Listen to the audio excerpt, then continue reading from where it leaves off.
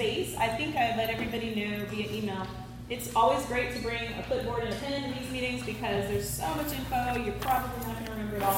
So I put spaces in there for you to just jot down notes. I actually think it's better for you to write things that are meaningful rather than you just reading a bunch of stuff that I've written. So the spaces are there for you to jot down things that are most helpful for you. First of all, we're going to cover YMCA culture. These are things that we talk about every single time we get together, but they're great reminders. Using social media. I know it's hard. I'm only on Facebook. I'm not on Instagram or Snapchat or whatever else there is. Before questioning other instructors on social, so in other words, before going outside of the Y to ask a question to the Les Mills world, it would be helpful if you could ask your team leader. So I'm a team leader, Diana's a team leader, and then Brenda's not here, but Brenda's Flo, and then who else do you have that are team leaders? Police, the exit staff. You. The Grand Master. But yeah, you should, we would really love it if you would give us an opportunity to help you before you go outside. And that's for a lot of reasons. If you want to talk about all the reasons, we can do that offline, but please see us first. And then also Terry Ann, you know, she's a resource. If you see her in the gym, great. Email her. She's very accessible. Her door is open. So please ask her before you go outside because you might be very confused if you ask people on Facebook what to do. And can I just wrap up that quickly and say that because I run the program a specific way and I have my own way of doing things and everybody's on board with that, some of the responses that you will get out in the real world or the virtual world are not going to be applicable here, okay? So not everybody runs their facilities in the manner in which I do, and that's okay. Well, not really, but and that's okay. So you might get some pushback. You know how vocal they are, and they can be mean. And so we don't want you guys to get caught up in that, nor do I want the facility to get caught up in that. The people at Les Mills US know what I'm doing, and my reps know what I'm doing and why I'm doing it, and they're okay with it, okay? So. And I will say, after coming back from Tribal Gathering in Anaheim, she's extremely well respected. I mean, there were people coming up to me saying, you work for Terry Ann, she's the benchmark. As far as GFMs are concerned, there are other gyms where there either is no GFM, or there's one who has never been to a Les Mills training, or they've been to a training but they have no clue how to help you. And so be thankful. Like when she dies, I'm done. Because I don't think I can do this. I don't think I can do this, you know, like without a kind of, you know, leader like that. But anyway, just remember, go to Terry Ann, go to your team leader. Also, kind of along those same lines, don't throw Terry Ann or the team leaders or the YMCA under the bus. When you get on Facebook and say, well, at my gym, we're only allowed to wear black pants, that really is not nice, right? She has us wearing black pants for a reason. It's a really great reason. If you don't know the reason, go to her instead of complaining about her on Facebook. Does that make sense? You would only like that amount of respect for yourself. So please show her that respect. Second thing is, at the YMCA, different from 24-Hour Gold's Gym, you know, I've worked for those places, big box gyms, we are focused on community, and so it's a community feel and a community focus. You're a Y person, so speaking to the choir. We learn the names of our members. It's not okay for you to just teach year after year and never know anybody's name. Find out who they are. Interact with them. Show concern for everybody as an individual. It's not okay for you to not learn. You should be learning a name every week, if possible, a new name. Find out who these people are. Make everybody feel like a part of the family. You should meet your new members, if possible, before class. I always try to do that. I'm busy. Saturday morning, getting ready to pump, but I look out and I see a guy I've never met before. I hop off the stage. I just ask him, has he done it before? Have a good time, sir. I want to talk to you when it's over, or something. Just try to show kindness and welcome them. Make them feel like they're part of the group because they already feel like they're outsiders. Stay late and engage with people. Plan to stay late. If your calendar doesn't allow you to do that, figure out a way to make it happen. You're going to need to be there about 10 minutes before. You should stay at least 10 minutes after.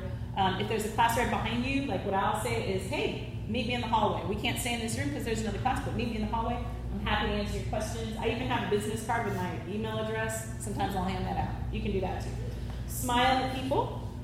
Identify ambassadors in your classes. We're going to talk about that later, what an ambassador is, but just to sort of give you an understanding of where I'm coming from there. You need to eventually, I think it would be wise for you to have a few people in your classes, the regulars, who can help you with stuff. So like you're about to push play and some guy runs in and he has no idea what he's doing. It would be really helpful if you had a man and a woman in each of your classes who was a regular, knew what to do. You just give them a look and they go take care of that for you. I have that in almost all of my classes and it's amazing. Not only is it amazing for you, it's amazing for them because they take ownership and they feel like they are part of the team. So we're going to talk about it more later, but just keep that in your head. Identify ambassadors in your classes. The third thing under this point is group fitness etiquette. You are the host of the party. We talked about this last time. Be a good host. A good host doesn't just say, hey, the door is open, and stand in the kitchen. The good host comes to the door and says, hey, so glad you came to my party. So give a class introduction. It's not okay for you to just assume that everybody knows what's going on and just move on with your show. You should explain to them what they're going to do, even if you think they know, and then maybe throw in something about how today's class is going to be different from the last 20 classes that they took. For the regulars, they're looking for something new. What are you going to do? Are you going to teach the exact same body step class that you did the last 10 times and they're just going to, go through the motions? Or are you going to say something or do something that makes them feel like, wow, today was spectacular for whatever reason? Always give a thorough track introduction. We harp on this every time, but you should be telling them what they're going to do and why before, setting them up if there's equipment and that kind of thing. The next point is Les Mills culture. So this is important to us. We want to preserve the brand of Les Mills. They spend a lot of money on gear, the Les Mills logos and the Les Mills benches. I don't know if you saw my pictures from Anaheim when we were setting up the room for Pump. Okay, so I will tell you, that took us all night.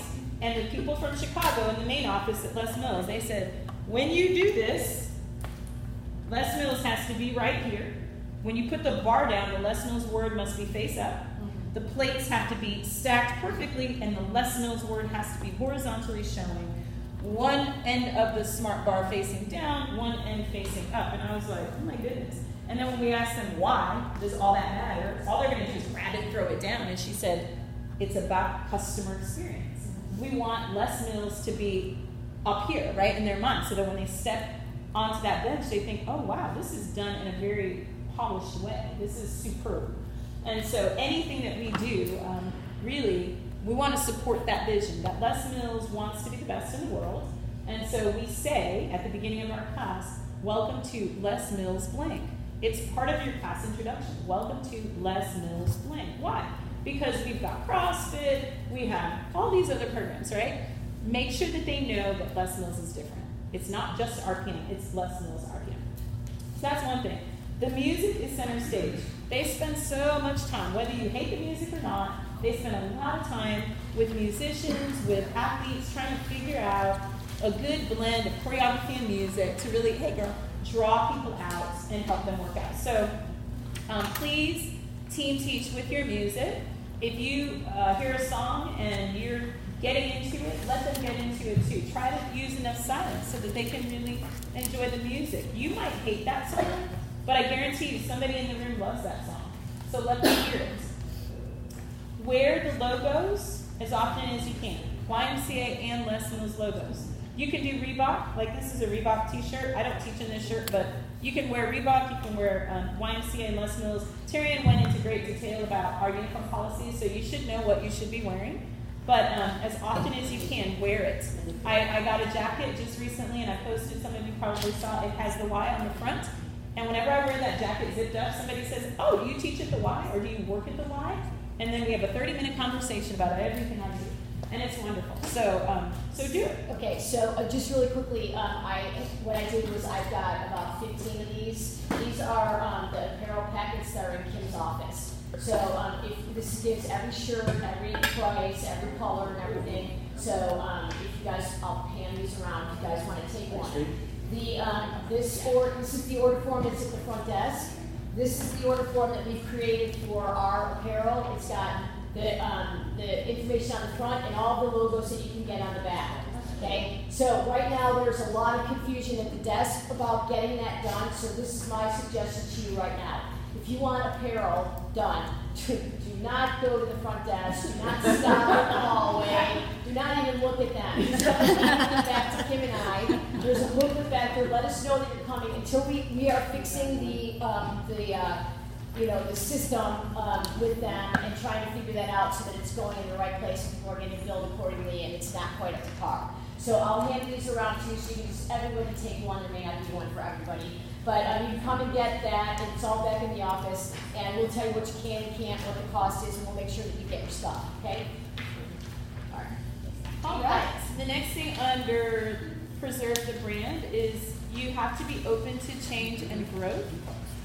This is another thing I feel like I've just recently learned as a new rookie on the TAP team is that that's all we do. We give feedback all the time on everything. That's what they do. The TAP team, like the trainers, they get together, they get feedback. Everybody has a coach helping them get better. So if you think that you have maxed out, you need to realize that there is growth beyond growth available, and you're expected to keep growing. You don't have to grow at the same rate as everybody else. Some people have more time or desire to grow faster. But what's not okay is for you to say, I am as good as I'm ever going to be, and this is fine. As long as I teach my class, I'm good to go. That's actually not okay. Because we can probably find somebody who has more passion to teach your class better. So be open to change and growth. Always receive and apply your feedback. So we're about to do evaluations and get into the office with Terry-Ann. Receive your feedback without defensiveness. Try to take it and grow from it. Also remember that it's not about you, it's about the members. At some point, I think when you first become an instructor, it is about you. You're thinking so much about yourself and what you're doing and what you're saying. And then the journey continues, and at some point, it's like it flips, and you realize, I'm not here for myself. I'm not checking out my butt in the mirror, right? It's about me helping these people to get fitter and get whatever it is that they came to this gym for. Then, always give Smart Start. We always give a Smart Start option. Everybody knows what that is. The only programs that really don't lend themselves to Smart Start are Grit and Sprint. Those are a little bit different because they're high intensity interval training. So we would tell them at the beginning that they can do as much of the workout as they can, and they're certainly allowed to leave at any time in any class, really. But in those two programs, they're only 30 minutes, you're going as hard as you can, so there's not really a set place to stop. But in all of the programs, is it after track 4? It's CX as well? CX is halfway through. It's halfway through. Okay. You know, to say, hey, we're halfway through the class, we're 3 tracks in, and this is a great time to go. 3 tracks in. Yeah. Yeah. 3 or 4 tracks. Yeah, I wasn't doing that for a long time either, and then I started doing it, and I realized how much this was so hard. Yeah. And I try to encourage them to stay for 3 because usually at the end of 2, they feel so exhausted they start to walk out, and I say, hey, just stay for 1 more, because 3 in some ways is not as intense as 2, right? So if you can get them to stay for 3, sometimes they'll stay for 4. Music guidelines and expectations. We have pretty strict music guidelines here, and it's for a reason. If you don't know the reason, please see Terry-Ann. But you are not supposed to play your new releases before launch day. Don't even play the cool down. Don't play it in the background. They're not supposed to hear it until we launch. Even if they've already done it at 24-Hour Fitness, they haven't done it here, so we don't play it. We do not use any bonus tracks until after the launch period is completely over. So we have the workout for water tracks. We don't use those until the launch period is done. Then you can start to use them. Question? So after week 1, I can start using the bonus 2 on. After the full launch period is done. Yeah. In the middle of week 3, could you? Yeah. I think in the middle of week 3 for our pants. Yeah, you could first. So then week 3, and then it goes away forever. Go for a year. You can use the bonus track. Yeah, you can use the bonus tracks. Okay, so you can. Okay, I didn't know. Yeah, we don't have that many of them, but. Okay. Oh, that's cool. Well, this is my first experience. Yeah. Oh, okay. So I didn't really understand what I was Okay. We like like it, yeah. Yeah. So that bonus, just to be clear, that bonus track I can use whenever I You can want. use whenever you want. Yeah. After the Yeah. 2 weeks. Just be mindful that that exact same song is used in every release right now. So your people may get sick. It's in every single release. That song with different choreography. It's dun dun dun dun dun dun dun dun dun. They use it in every single release. It's a workout for water track. So if you keep using it, people are gonna go like So also, so I want everybody to be clear about what the rule is about going back to the releases. Okay, so we made an alteration in this, like a half a year ago, or, through the course of a year ago. So if you're on, what's on in RPM right now? RPM's 83. Okay, you're gonna launch 83. 83. So once you've launched 83, you cannot teach 82 or 81 or 80s, right? Once 83 is done, you can't play 83, 82, or 81. 81. We can do 80 now. Yes. You can do 80. Yes, you can do 80. Okay, so it's three back. So it's not a full year, it's 3 quarters. And just so that everybody understands that, all right? Is that true also for sprint? We were just, I was like, No, No. we said no. We said, and maybe in the future we will Once there's hone it more. in. But yeah, let's just Okay. do it because I think all 3 of us, we changed. Don't we change? What do you guys change? Yeah, don't we change every week? Yeah. I change every week. So we need Yeah, you need them them all. Yeah, we need them all. Okay, any more questions on music? Use the most recent releases. So about 12 to 15 releases back is what Lismos recommends. That's kind of what we do as well. You do have a little bit of liberty if you've been teaching. We say a long-time instructor can use some old stuff because we paid for it and we want to be able to throw it in. I think the golden rule is just not to do too many of those. So I might choose maybe 2 or 3 tracks that are older in a Body Pump set, and that's okay. I would never do like all of Body Pump 69 or something like that. But you can throw a few in. And if you ever have a question, just email me, text me, or Karen Ann, and she'll help you. Usually she says yes. But the newer instructors, you are limited to what you have in your app.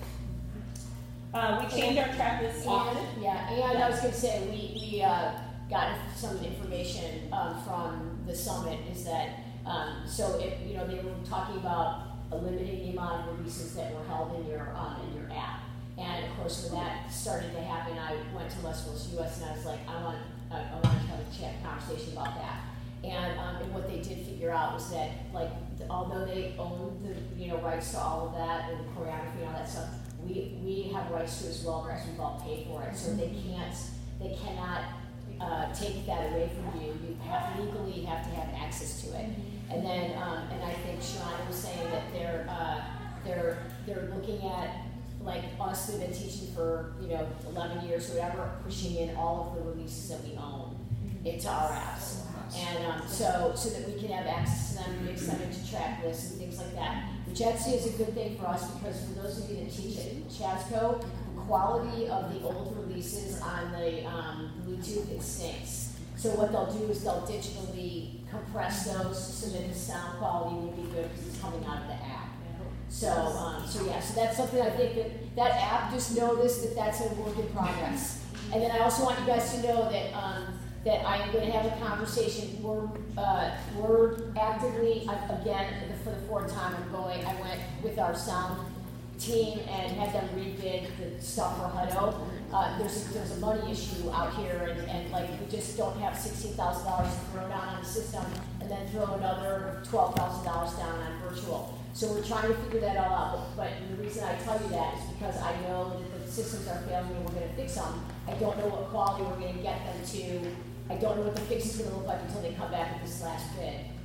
And I'm going to talk to Lisa and our tech guy about giving you guys access here so that you can go to the secure Bluetooth or the secure Wi-Fi and use your apps. Because right now you're having to download all that stuff into iTunes, and eventually that's all going to be just a what. It's going to be a cluster of some sort with Apple changing all of the the protocol and that stuff. So I will let you guys know about that, and I may have them build us our own. It's really simple to do, add a Wi-Fi, connect or whatever. So I'm working on that. Okay.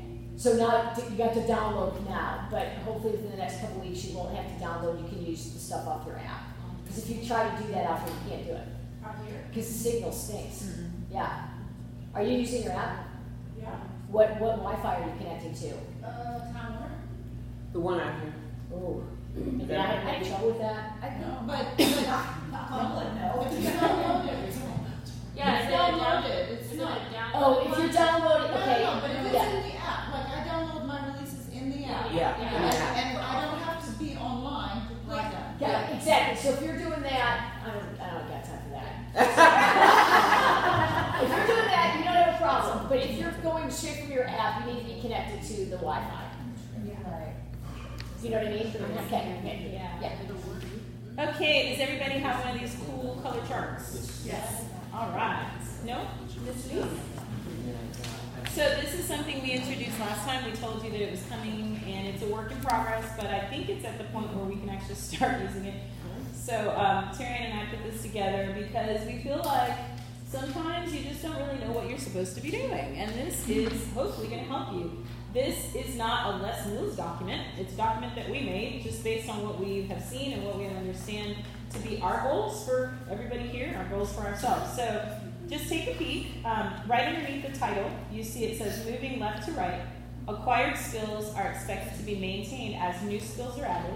Instructors beyond the 5-year mark are expected to flourish in the habits described in all previous columns. In other words, as you move left to right, you continue building on what you've already accomplished. So a year 1 to 2, an instructor who's been teaching up to 2 years should be working on everything in that blue section. So you obviously the first step is you get your video done, your assessor sends you feedback, you're supposed to work on applying that feedback. Some of you, I've asked you to send me your assessor's notes, because when we go into evals with Tyrion, we're going to ask you, did you actually do anything that the assessor asked you to do? That's step 1. The assessor looked at your class and said you needed to fix some things, so we're going to see, have you done that? Are you teaching your program 2 to 3 times a week? We believe that an instructor only gets better when they're actually practicing the class, like teaching it. So if you teach a class 1 time a week, you know how hard it is to get good. So teach it 2 to 3 times a week is your goal. Sometimes that's not possible, right, because classes aren't available, but that would be your goal. Then establish the habit of viewing the master class every single time.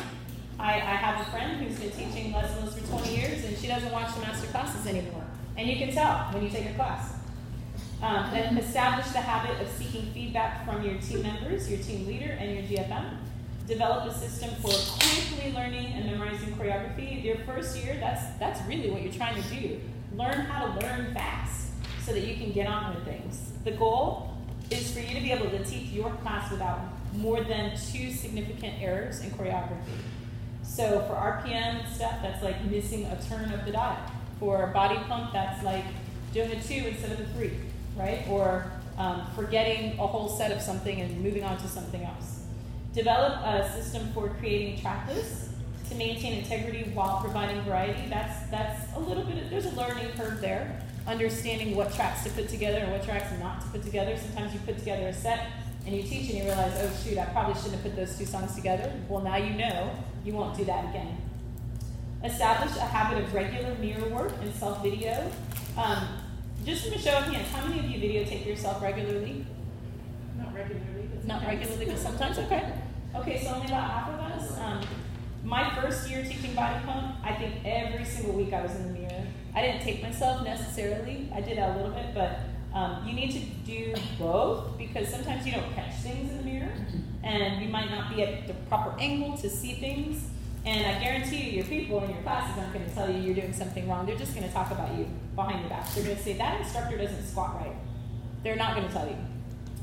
Establish the habit of utilizing all the Les Mills resources. There are so many. Most of them are in the app. Yeah. The instructor tips, the education, the webinars come via email. If you're not on the emails, you have to get on so that you're getting those every quarter. As often as you can, if you have, I know we're all so busy, but maybe plan some time each week where you're going to just dig into those resources and try to learn something new.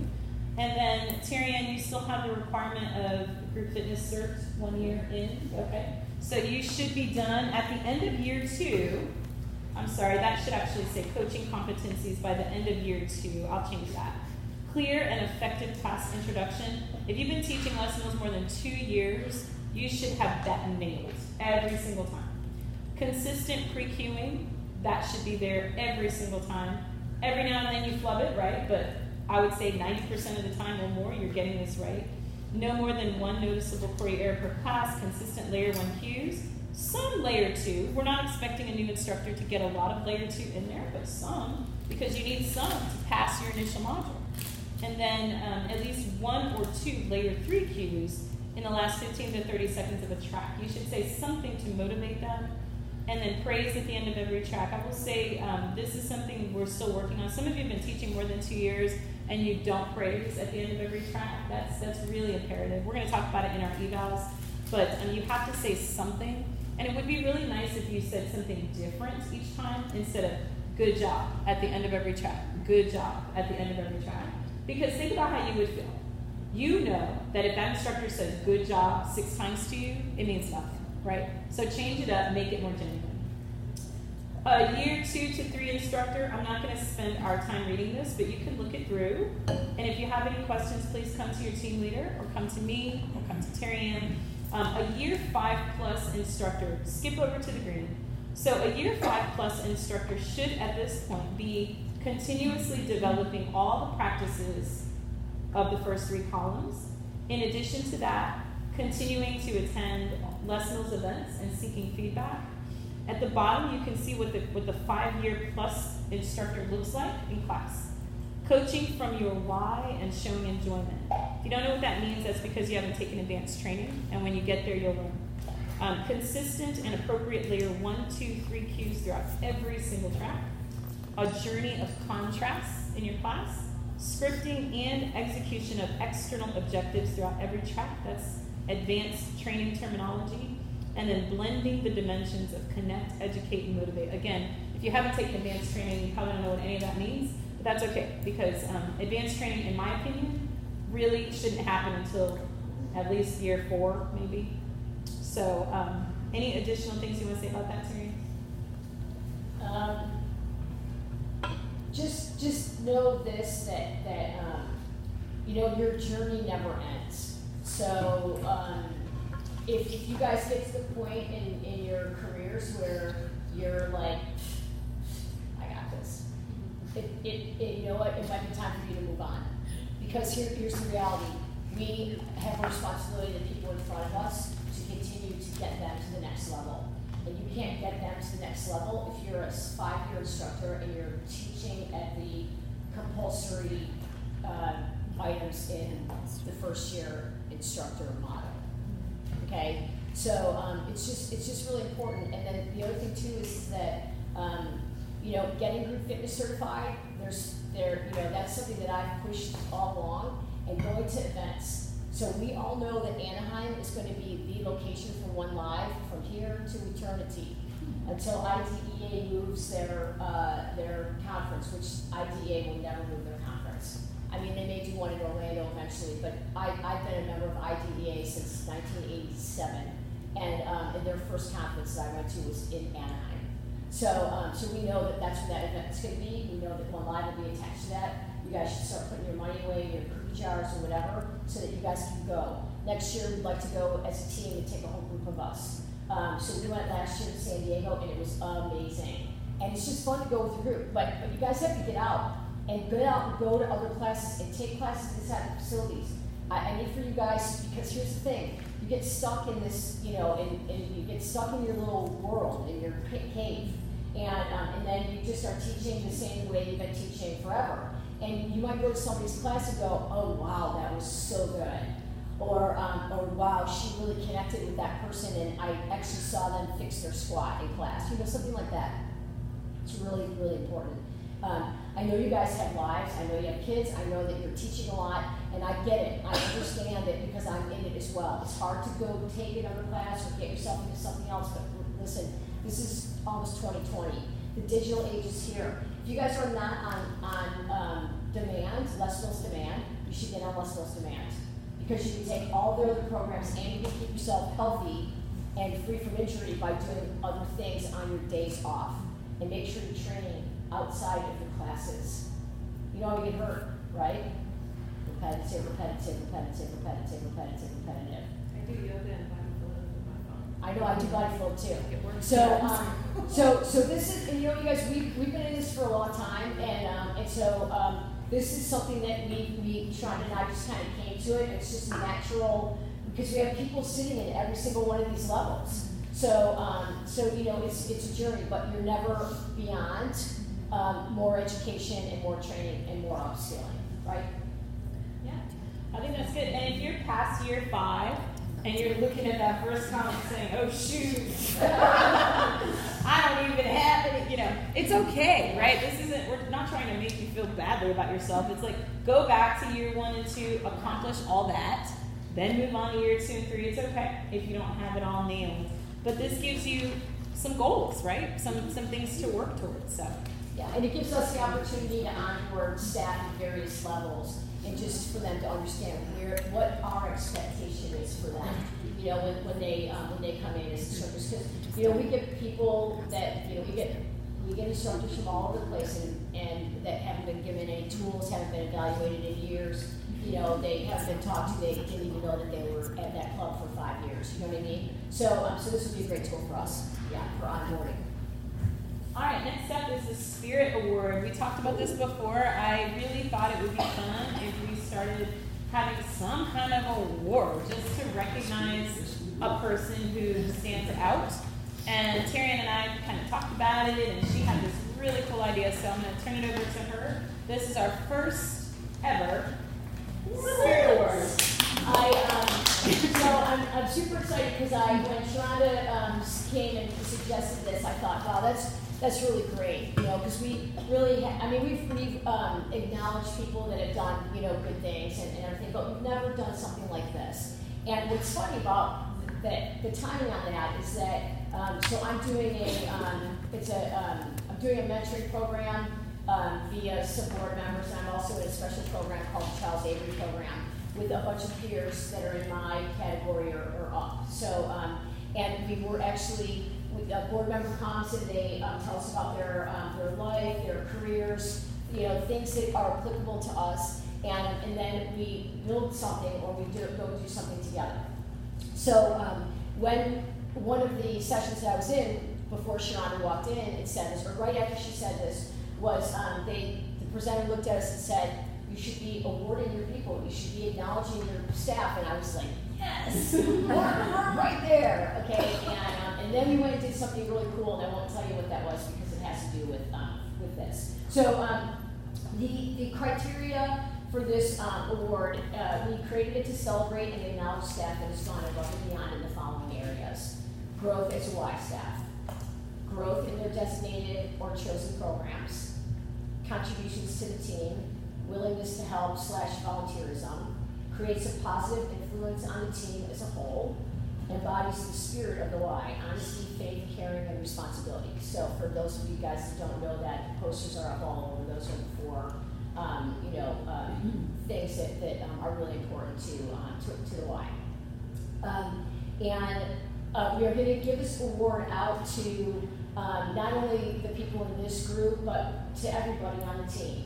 So we'll do one, maybe every quarter when somebody meets the criteria, or we really want to recognize somebody, and then we'll recognize somebody at the team meeting, the non-Les Mills, the all-team meeting, because there's a couple people out there that are really doing some great things.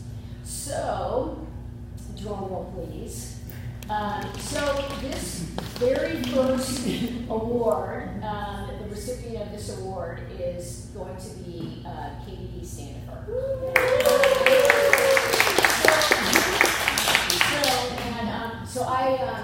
Let me just say this without getting emotional. Congratulations, Katie, on being the first recipient of the Heart for Y Spirit Award. That's what we're calling it, Heart for the Y Spirit Award. You have blessed the Y, our members, your team members, and staff with your commitment to excellence, hard work, faithful heart, and passion for helping others through fitness. Thank you for sharing you and all the things that you do. And my quote for Katie, so I'll have a quote for everybody that gets the award. So my quote actually came from a book that Katie blessed me with one day with a bottle of Prosecco on my desk when I was going through a particularly hard time. So this is my quote for Katie. She leaps in faith, believing that she will fly. So Katie, this is so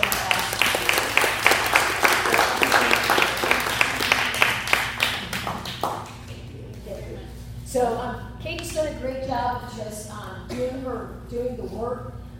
Like she's always like, what can I do to help? I can do that. Oh, I got that. No worries. Hey, what about this? And wrapping around that little bit, little details about things. And helping team members and putting things together and helping me. She's helped me so many times. she'll walk downstairs and she'll go, you know, I noticed that this was not, you know, right, or maybe we could do it that way, or whatever. So, I also know that she supports the team, she supports the Y, she's involved, you know, her family's involved, and I think she's done a great job. So, I'm just super excited that we can honor you with that. And what I'd like for you to do is if you would open that to see what's inside of it. I've not posted pictures of this yet, but you go ahead and open it. No, the card, you can leave the card for me. Okay. Because this is going to be our, this will be a signature gift that we'll give consistently.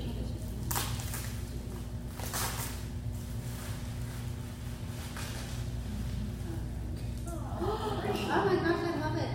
And they'll all be different.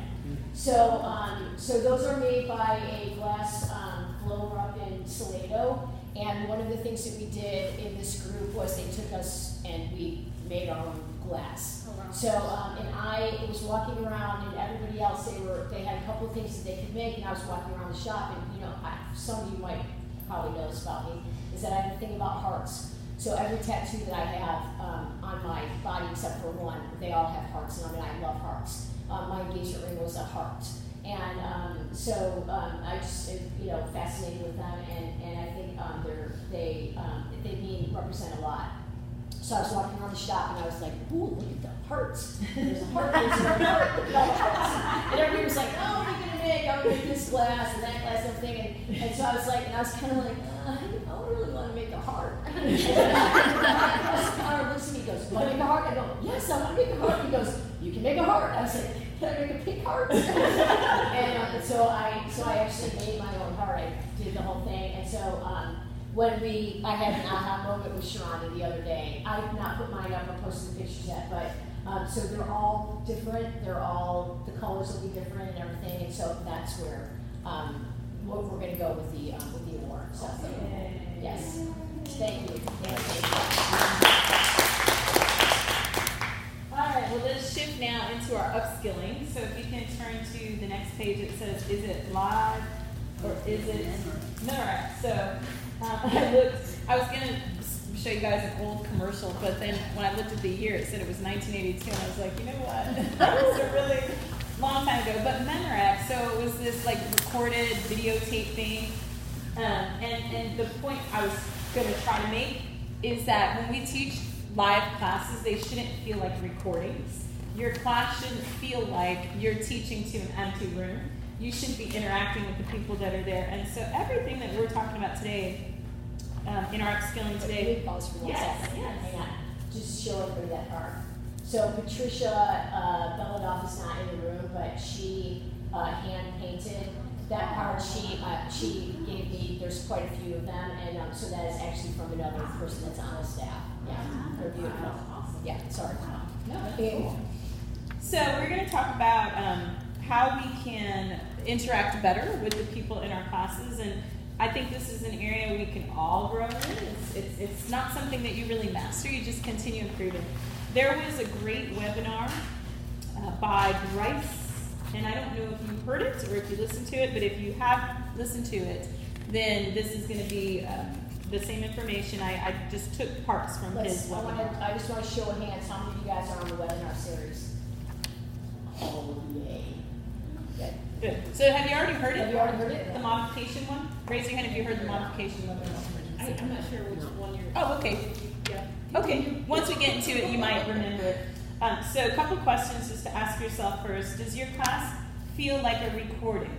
Can you teach the same exact way to an empty room? Do you interact with your participants? And do you teach to the people who are in front of you? Or do you teach the same class, the same exact class, regardless of who turns up? So those are questions just to kind of get you thinking. How do you interact with the people in front of you? So Bryce's webinar was called Modifications to Fill Classes. How do we use modifications to fill classes? So this is a little introduction to the webinar. We know that as instructors, we are presented with participants of varying levels of fitness and ability when we teach class. How can we manage these differences when delivering pre-choreographed group exercise programs? This webinar will discuss the tools that we can use and modifications we can make to Les Mills classes to ensure everyone leaves feeling successful. And he finishes by saying, some of the suggestions may surprise you. You have more autonomy than you think. So I think that some new instructors, and I've heard some of you who are newer say things like, we'll talk about the master class as if you should just duplicate that, right? When you come into the room, if you can just duplicate what you see on the video. I actually heard one person say what she does is she just listens constantly to what they're saying in her car, and then she tries to memorize it and regurgitate it. So that's not what we want. We do not want to duplicate the master class. The master class is awesome, and it's a great tool, but you have to remember that the majority of those master classes are taught to these huge stadiums of people, or sometimes it's, New Zealand, they're in their little studio and they're teaching to a lot of instructors, a lot of people who do Les Mills all the time. And frankly, what they're doing on stage or what they're doing up front isn't really what you're going to be doing, because they're delivering the program, they're trying to teach you what the release is, but they're not really interacting with the people. They're not checking anybody's form and helping them. They're not doing that kind of thing. So all of that, you have to learn off the master class, right? You're not going to learn how to CRC from watching a master class. You're not going to learn how to connect really well with participants or help the new guy in the back who's throwing the barb in the air. They don't show you how to do that. And I think that some of what Bryce has here is going to move us a little bit closer to what it really should look like in a live setting. So what's the reason that we're doing this? First, we want to get people into classes more often. We believe that frequency is the most important thing. More important than intensity is frequency. We need them to be coming. They need to be coming at least 2 times a week. That's sort of like the magic number. If they can start coming to a class of a particular format 2 times a week, then they'll love it, they'll get better at it, and they'll want to keep doing it. People are less likely to return to a class if they feel unsuccessful. So if they walk out feeling defeated, like you didn't say smart start, so they did the whole class, and at the end of the last track, they just felt like they were going to die, they probably won't feel like, yes, let me do that again on Thursday, So we are supposed to make them feel successful, and we do that in a bunch of different ways. So the webinar really helps us to understand how can we help people feel successful so that they will make this a regular part of their life, so they'll feel like this class is for me. The first thing is planning. And when you come to your class, you should have already memorized your choreography and done your scripting and all that stuff. We're just assuming that. When you get there, you have to look out and see who's here, right? Who are these people? What is the best option for the majority of this group? And if you look around, and it's a bunch of people that maybe can handle one thing, you would give that to them. But if they can't, you would give them something else. So you are supposed to choose an option that is best for 80% of the class. Does that make sense? So you're not going to choose the option that is best for the 10%. If you have 2 super fit people, right, you don't choose the option that's best for them. You choose the option that is best for the 8. So stop and think for a second. Nobody has to say anything, but stop and think. What are you doing when you teach? You need to be honest with yourself, right? And I would venture to guess that if you're a newer instructor, that you're probably teaching to the front, the people in the front row. That would be my guess. And I'm not saying that, I'm not saying this to call anybody out. I'm just saying that because you get in that space, you get in that head space, right? Of like, yes, I'm going to show them what I can do. I'm so awesome. Look at me, I can put my foot behind my head and do a pirouette. So really be honest with yourself about like, where are you at and how are you teaching? Because this is powerful. 80% of the people in your room, that's who you should be teaching to. So do not simply reproduce what you see in a master class, and this is coming from Bryce, right? It may not be appropriate for your participants. What you see in the master class as the main option may not be the best option for 80% of your participants. We'll talk about more about that later. But you may not know this, but you do have the license to choose. You do not have to choose the highest option given on the master class. If you pay attention, at least in my programs, there are other options shown. So body pump is a prime example. There should be some other options shown. CX Works is probably a better example, because somebody will be doing the hover on their knees while somebody's doing the hover on their toes, and then you've got Dan who's doing the hover on his toes, but he's got a big plate over his head, so you have all of these choices.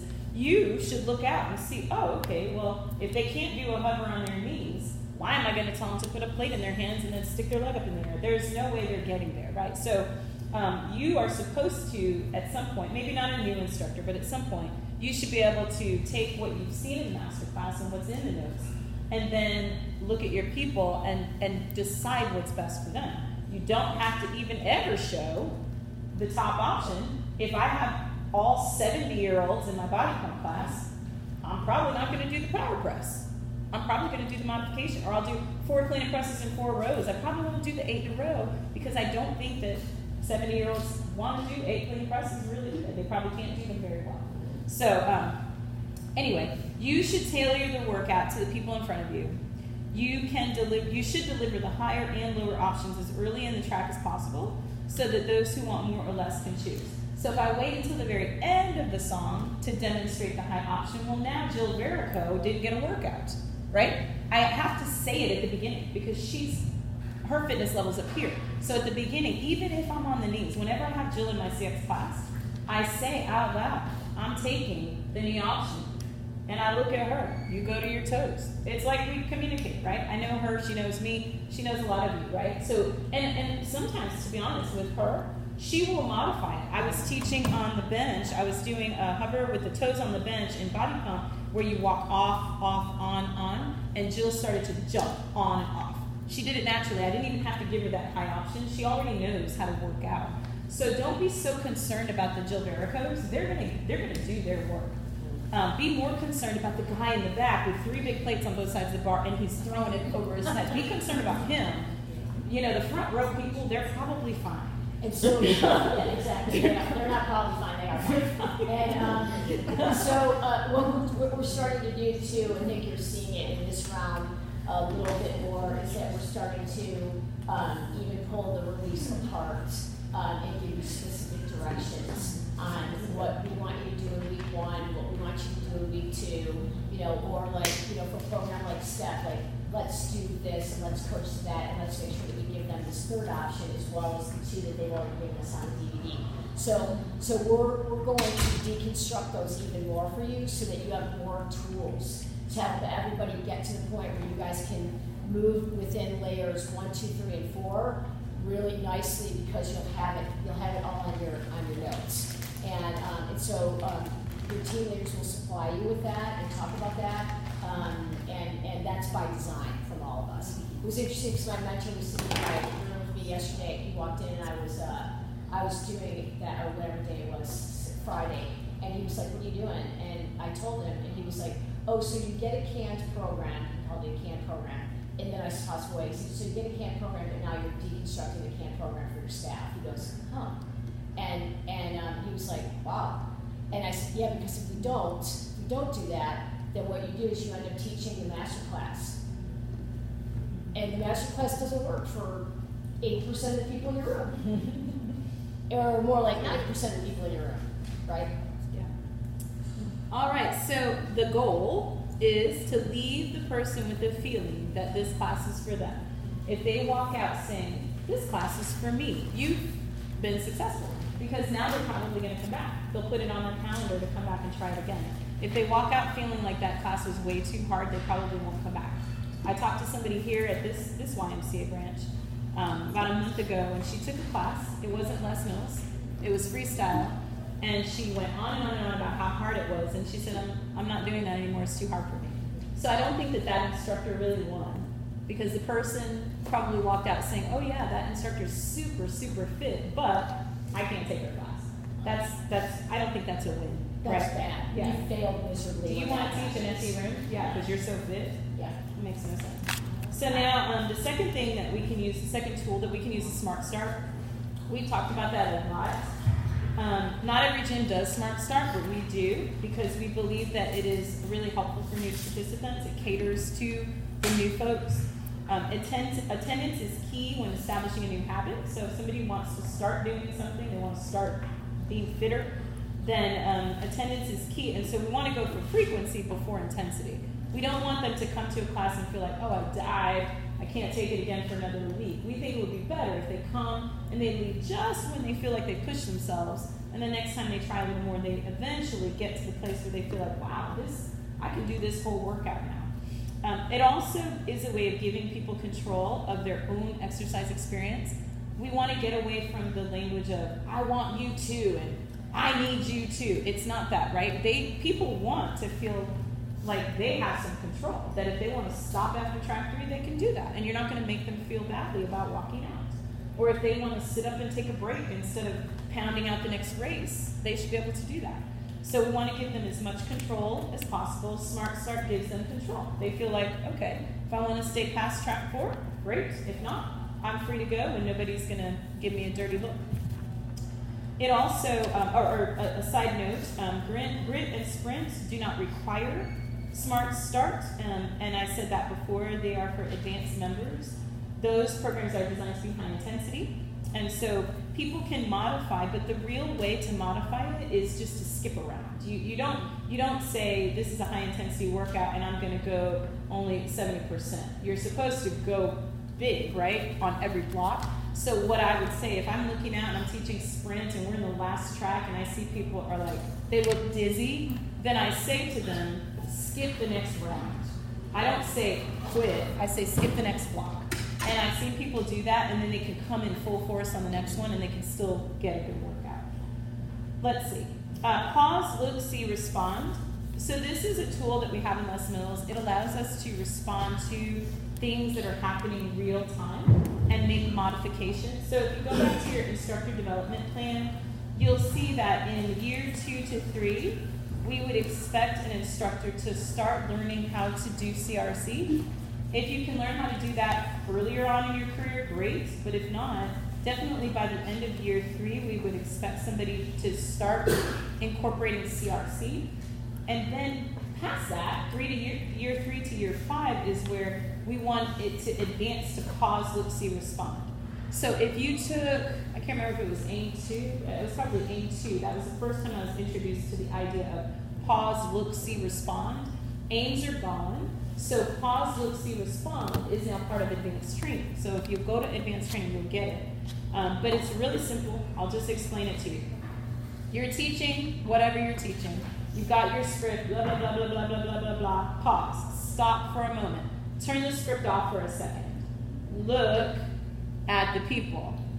See what they're doing. Because there's a difference between looking and seeing. You know, I can look at you, and then I can see she's writing, right? It's totally different. And when you teach class, you can do both, or you can just do look around, right? But you want to see something, and then when you see something, you want to respond to it. So I can teach body pump, I can be doing deadlifts, and I can look around and see everybody's doing that, and I look, and I see, and I just keep going. And that's what we have seen when we go videotape classes is you're looking, and you're seeing, but you just keep going. It's like a recording. It's like a recording. What we want you to eventually get to in year 3 to 5 as an instructor is to know your Corey so well and your script so well that you can pause your script, you can see, you can look, you can see the guy in the back row who's hunched over, and then you can now respond to it by giving a layer 2 cue to help him fix it. So this is really hard. If you're new, you're not doing this, right? You're probably not doing this. But once you get to about year 3 to 5, we would expect you to grow to that point, to be able to pause your script, look, see the person who maybe doesn't want to be seen, and then find a way to care and respect for them enough that you can kind of give them a layer 2 cue to help. It doesn't mean you embarrass them. It doesn't mean you necessarily say their name, but you have to do something so that they know that you see them and that you care about them enough to fix it. Sheldon talked about that in the webinar. He said people are leaving group fitness and going to small group training. They're going to boutiques. They're going to personal trainers because you know what? I just talked to a lady the other day and she told me, my Pilates instructor is about to go on vacation and I'm really frustrated because I love my Pilates instructor. I said, why do you love your Pilates instructor? She said, because in a room of 20 people, she walks over to me and she sees something I'm doing with my shoulder and she gives me a bean bag. She puts it under my shoulder and she knows my body. And I was like, that's exactly what Sheldon was saying. He said people are leaving group fitness because when they come to group fitness classes, they feel like nobody's looking at me, nobody knows what I'm doing, nobody cares what I'm doing, and I don't know if I'm doing this right. And so they'd rather go pay somebody $50 an hour to watch me. Am I doing this right? Is it going to work? Rather than standing in the back of a room, throwing a bar over my head, and oh, my shoulder hurts, and I'm at the doctor, and nobody cared. And here's the thing too, I want you guys to recognize that, and I had one of the staff say this to me recently, I'm just sick of doing it, they just don't get it, so I'm not doing it anymore. And I went like this. Okay, so here's the thing, if you have a room full of people and they're not doing what you're asking them to do, it's because they've turned you off. You're using the same language, you're using the same tone, you're giving them the same cue, the same words, the same manner, like whatever it is that you're doing. If you look around your room and they're still not getting it, it's you. It's not them, it's you. So you have to change your language. You have to find other words. You have to find other ways. You have to have a connection with somebody and say to them, Nadia, I need you to pull your shoulders back and down and tuck your chin. You know, you need to look at, Katie and I had this conversation about Patrick.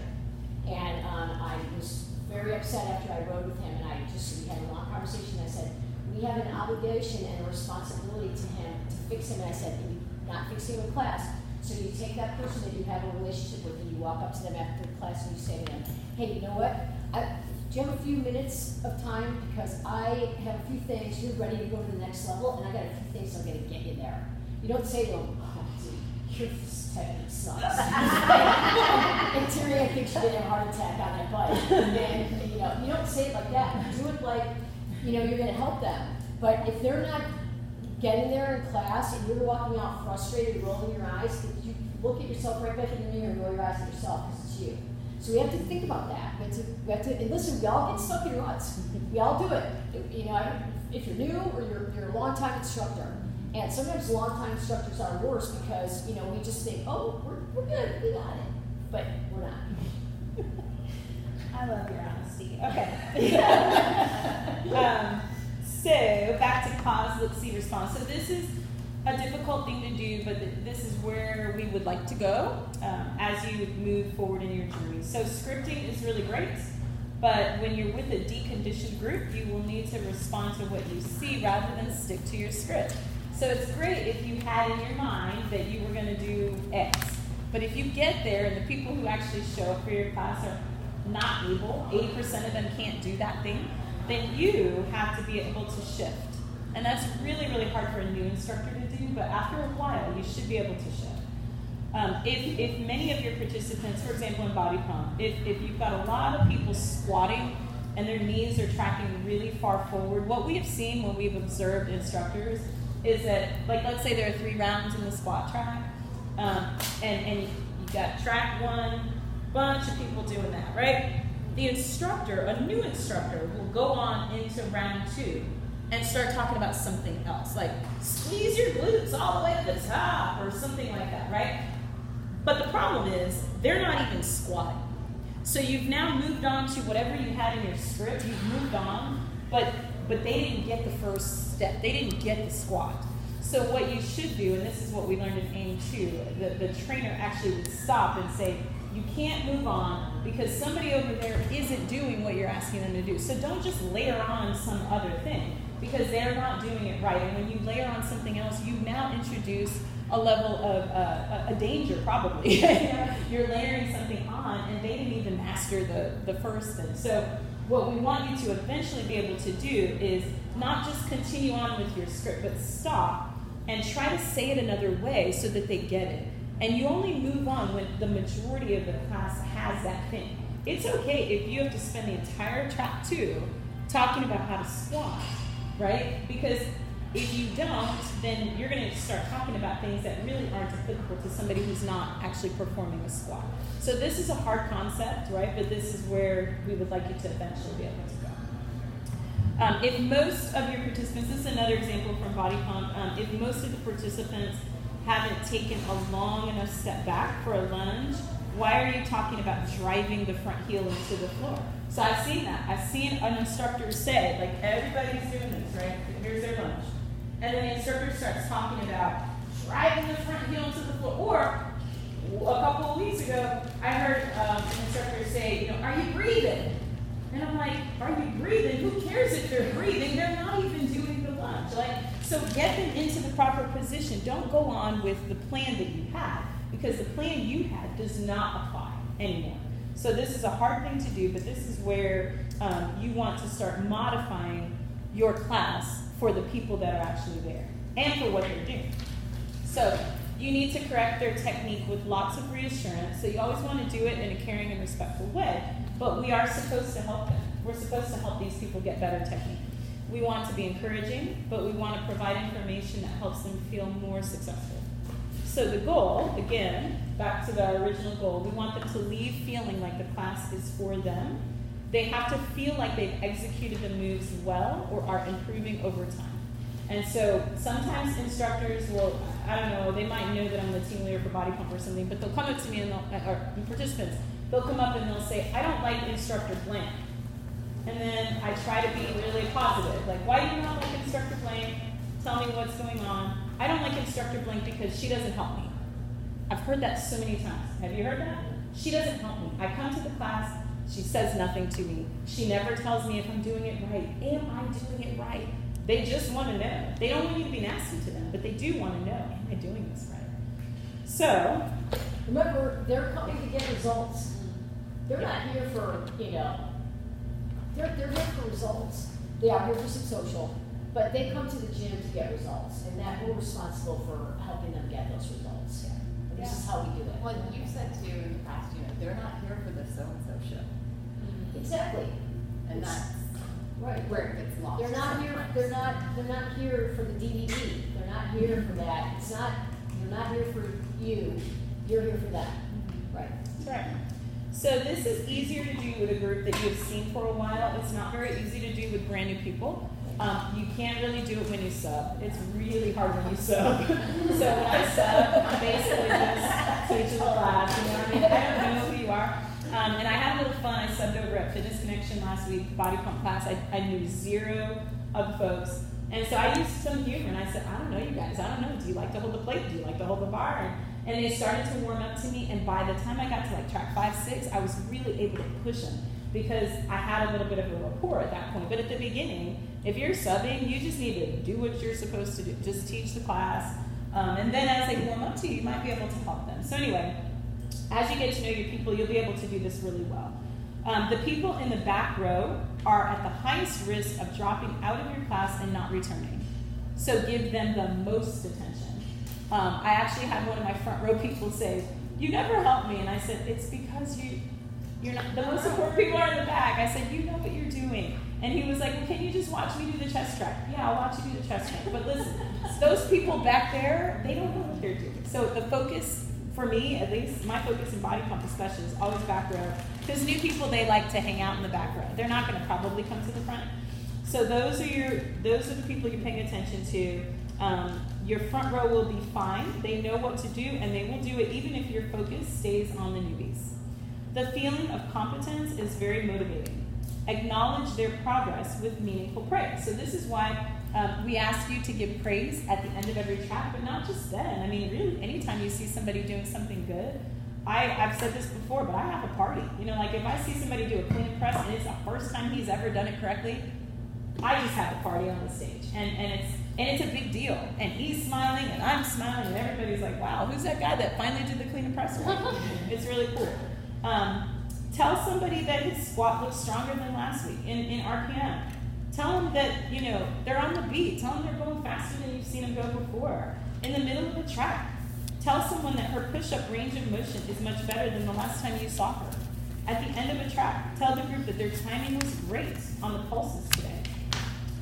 The main questions that people are asking themselves when they come to your class: why am I doing this? And am I doing it right? Why am I doing this? And am I doing it right? So at some point when you're teaching, those of you who have been teaching at least 3 to 5 years, are you answering those questions for them? Are you helping them to understand why they're doing it? Why am I doing a bicep curl? Why am I doing a tricep press? Why am I sprinting at top speed? You know? And am I doing it right? Because I don't want to do it wrong, because then I won't get results or I might get hurt. So those are the two main questions that they're asking. You should try to help. Body Pump has some specific tips, and I'm going to run through these really fast because I know not everybody's body pump.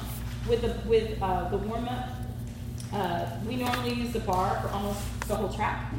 Bryce says that maybe you might have a deconditioned group and you should use plates instead. I didn't know that. It's news to me, but you can teach the warm-up with plates. Also on the squat track, should your class use the bar or should they use the plates? Sometimes I do look out and I think, you know what, we better not use the bar today because it's not looking like it's going to happen, and that's okay. Or I'll get to the second round and I see they're really not doing it, and I say, you know what, guys, let's not do the bar. And some people will keep the bar because they don't care, but other people go, oh, thank God, you know, and just grab the plate and start squatting.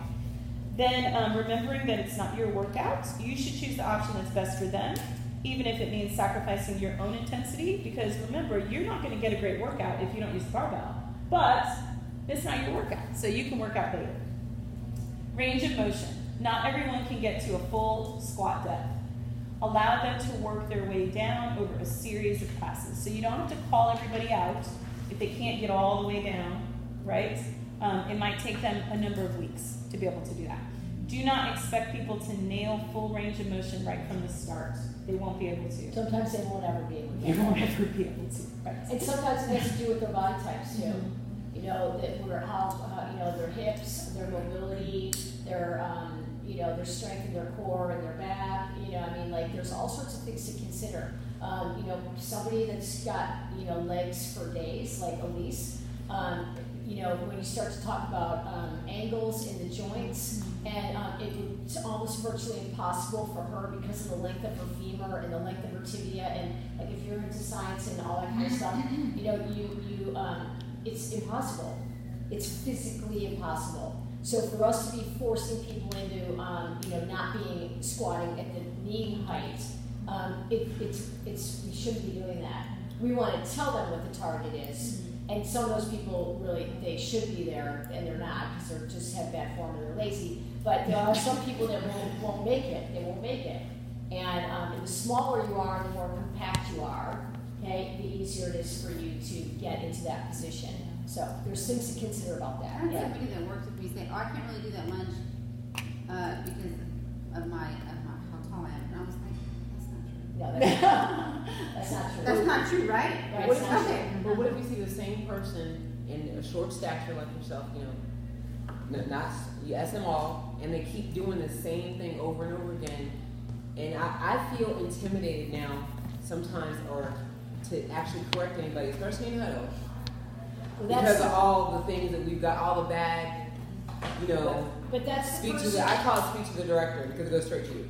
That's the person though that you have a conversation with at the end of class, and you have a relationship with them. You take them If they don't outside. hurry up and leave before you do it, because it seems like they know and they just leave. Then you know what? You've tried, you've done your work, and if you've tried and they're not receptive or open to that, know that some people won't be open to that. Then you just leave it and move on to somebody else. I mean, so it's true. I know all of you guys have that person that you know they're doing it wrong, but before you say in the class they're out, they're gone, or they do it during the when you're laying down doing the core track, they're gone. They're not open to that, and that really at that point that's not about you. That's about them. You know what I mean?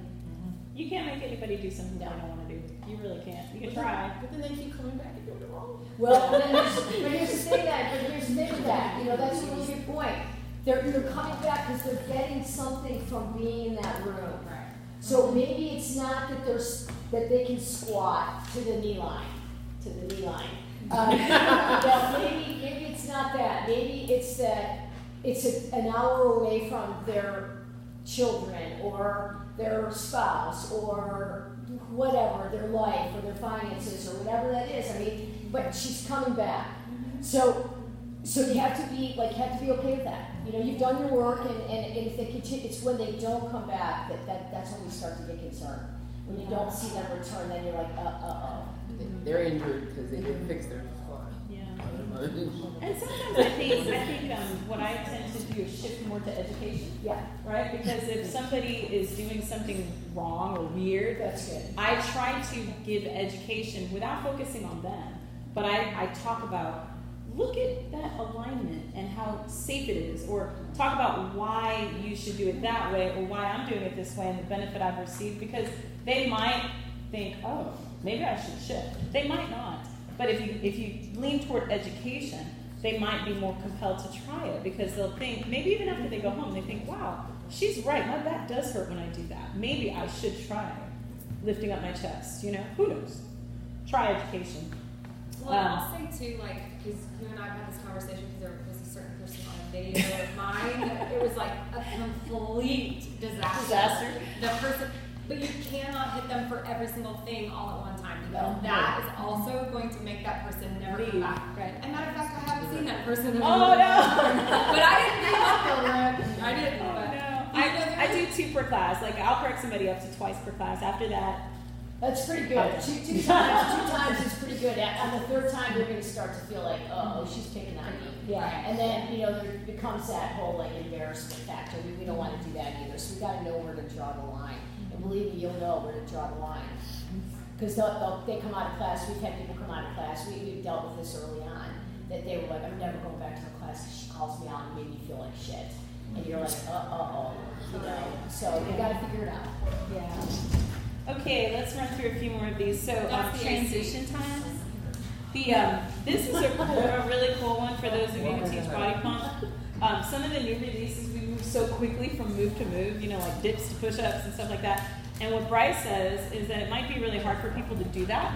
So feel free to slow those down. Slow down the transition. So that might mean you miss a couple of reps. But I thought it was awesome that we're hearing this from Bryce's mouth. He says, so if you cool. can't get to that first push-up, just skip it, and it's okay, because that's what your people are doing. He says pulses. If people can't do pulses, you can use the option is singles. He says if the majority of your class cannot do pulses, you should do singles. And that was huge, because I've never heard that. He says just because it was the main option in the master class does not mean it has to be the main option in your class. Thank you, CS. Yep. All right, so this last part pertains to everybody. The group effect, social support. So if you are teaching your class, you want to try your best to use group language. So we and us more than I and you, because you want them to feel like you are part of this too. You're working on your fitness, they're working on their fitness, it's a team. You can figure out what's best for you, but you want to use group language. And then back to what I said about ambassadors. If you can find a couple of regulars in your all your different classes, find a regular person in each of one of those. They can just be a helper to you. I have a person in every class who does the count for me. Takes the count, writes it down, I'm good to go. I don't even have to think about that. I have a when you person. sub and do the count yourself, they're like, Yes. They're like, it's my job to do the count. Yeah. I'm like, Yeah. That'd be Rodney, right? Sure. Oh, about the ambassadors? I know. I should Ambassador. talk to her about that. Yeah. Because I think it's a really great idea. Or something like a name tag. I don't know. We'll talk about that later. But if The you can get logo. some regular Yeah. people to be your ambassadors, and so that way if somebody walks in at the last minute, you don't know what to do because you're about to start and you don't want to make all your people wait. It's great. You pair them up, or even if it's early, and then you like see I have everybody walk to in. see right before RPM and come in with 2 minutes. So if somebody new comes in, there's a couple people that they don't have the official title, but they know, like, okay, we're going to get you all set up. So by the time I come in, it's awesome. Yeah, and Sheldon was saying in his gym, he actually gives everybody a buddy. Like when they're new, they get a buddy when they go to group fitness classes, and that helps them. Yeah. So matching up a new person with one of your regulars, that's a way that you can show social support. And then the last thing is connecting. So learning people's names, we've already talked about that, but you should try to learn the names of the people in your class so that you can use those names for both praise and correction. You want to use eye contact as much as possible. You'll see when we get into evals with Terry, and some of you guys, when you're teaching, you're looking down quite a bit. You're talking, you're saying deadlift, deadlift. And unfortunately, the people want to see your eyes. They want to feel like you're actually looking at them. Using the names during the tracks is really good, and then talking to people before and after class is great. If you can't talk to somebody before class, see if you can grab them after, but this is just ways that you can connect with people a little bit better. So helpful, good feedback, questions? If anybody didn't see this webinar and wants us to send them the link, just email us and we'll send you the link so that you can watch it. I have a question. And I would love everybody's feedback. So how do you deal with the awkward situation where you've been teaching a class for a really long time, it was somebody else in the class and like you took it over, and so now you've been in that role for a while and you don't know people's names, but you've been teaching them now for like a year. You're like, hey people, I see you every week. Oh, hey, I know. Yeah, we used to go to the front desk and look at the cards. Because I wonder Here's what I do. if That's what I do. I go up and ask other people. I'm like, hey, do you know what? Yes. Yes. I tell them if they have a buddy, you gotta go ask them. that's it. Oh, that's good. But That's right. It's right. but also it's hard to find every front desk now because they came in the last 30 seconds started setting up. I'm like, I really want to know. I said, okay guys, the smart start and the ones that just came in, I don't know your name, so I'm not going to pick on you. Congratulations. and then they'll just say their name. I just joke with them until they tell me their name, or I just go to the front desk. Yeah. But it's hard Well, to the get. front desk here is everybody, so they can tell you who they are. The chest goes a little bit different. But it's they've been there for forever, and I'm like, yeah, I used to work out with you, and now I'm teaching, and now we've been doing it for every week for like a year. That is really hard. Thanks, you guys. Hope that you guys got a lot of great information. If you have questions or you want to like pick Shonda's brain or pick my brain or whatever, I mean, feel free. That's what we're here for. Okay. All right. Bye, plumbers. Go out there, get some water, come back in.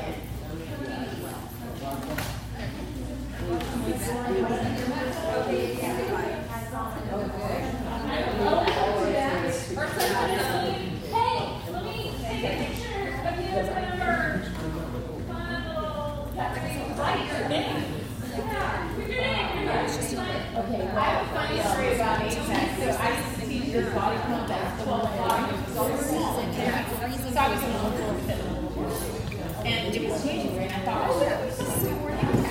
So I had everybody really, 10 people, so you can do that. And so that was, I was like, I went running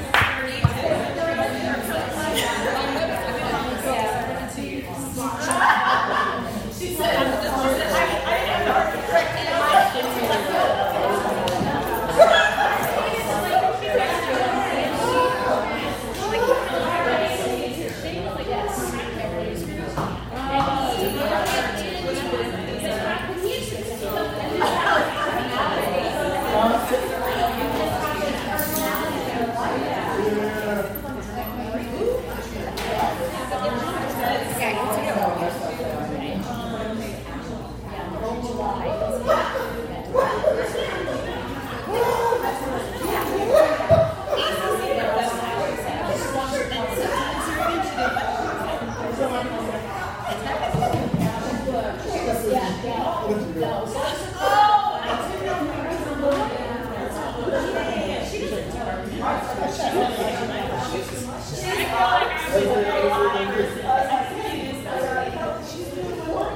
Yeah, Lori, she's awesome. She's a little off. Oh my God, she's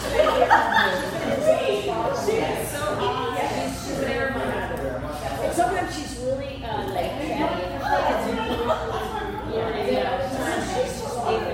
and yelling at me like, "Your fee is ridiculous," and then like whatever. You take her to the school. Let's try to come back. Our kid. She's back there. Is that where you need to start? All right. It was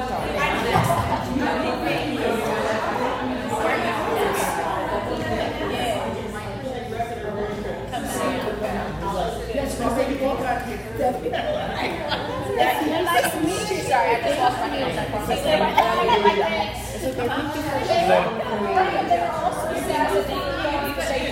prepared them and let them know that you're gonna be out. Yeah. Those are my peeps. Those are my peeps. Okay. Because I was texting one of them, was she nice to you? Did you treat her okay? Yeah. And they were like, yes, I was treated her fine. I was like, okay. Yeah, they were very nice. No rest in peace. Thank you, that's a lot. I'm like, really? That's what we're gonna do? So this is what I have seen. That's like it. Like something and afterwards like, oh, so I smile. That's really all we have. There's a redhead that always, she